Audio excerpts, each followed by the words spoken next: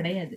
அவங்களுடைய நோக்கம் எல்லாமே என்னன்னா வன்முறையை கொண்டு வரணும், மக்களிடையே ஒற்றுமையை சிதைக்கணும். இதுதான் அவங்களுடைய நோக்கம். அதனால இன்னைக்கு நம்மளுடைய முதலமைச்சர் தீவிரமாக எப்படி ஒவ்வொரு வீடுகளுக்கும் சென்று நம் வாக்காளர்களை சந்திக்கணும் அப்படின்னா, எதிர்கால தலைமுறையினருக்காக ஒவ்வொரு வாக்கு என்பது நம்மளுடைய உரிமை. அது யாருக்கு போடுறோங்கிறது ரொம்ப முக்கியமான ஒண்ணு.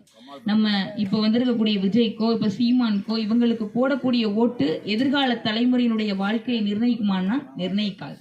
இன்னைக்கு எத்தனை திட்டங்களை நம்மளுடைய அரசு செய்துட்டு இருக்கு.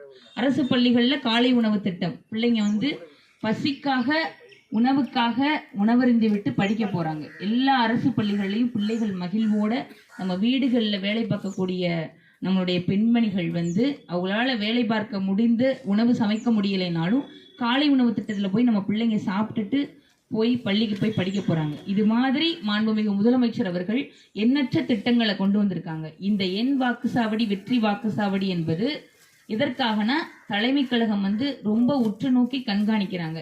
ஏன் ஒவ்வொரு வாக்காளர்களையும் வீடு வீடாக போய் சந்திக்கணும். வட்ட செயலாளர் இருந்தாலும் சரி, கிளைக்கழக செயலாளர், நகர செயலாளர் எல்லோரும் ஒன்றிணைந்து போய் அங்க இருக்கக்கூடிய மக்களையும் திரட்டி கொண்டு ஒவ்வொரு வீடுகளுக்கா போகணும். எதுக்காகனா, நம்மளுடைய எதிர்கால தலைமுறையினரை காப்பாற்றுவதற்காக மட்டும்தான்.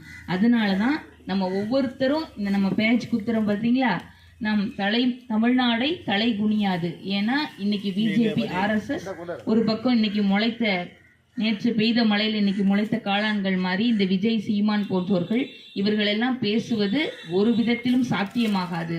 நம்முடைய திராவிட முன்னேற்ற கழகத்தினுடைய மறுபடியும் நம்முடைய மாண்புமிகு முதலமைச்சர் ஆட்சி கட்டலில் அமர வேண்டும்னா நம்ம எல்லாரும் ஒன்றிணைந்து ஓரணியில் தமிழ்நாடு என்று நம்ம எப்படி ஒவ்வொரு உறுப்பினரையும் சேர்த்தோமோ அதே போல என் அன்பு மக்கள் அனைவரும் ஒன்றிணைந்து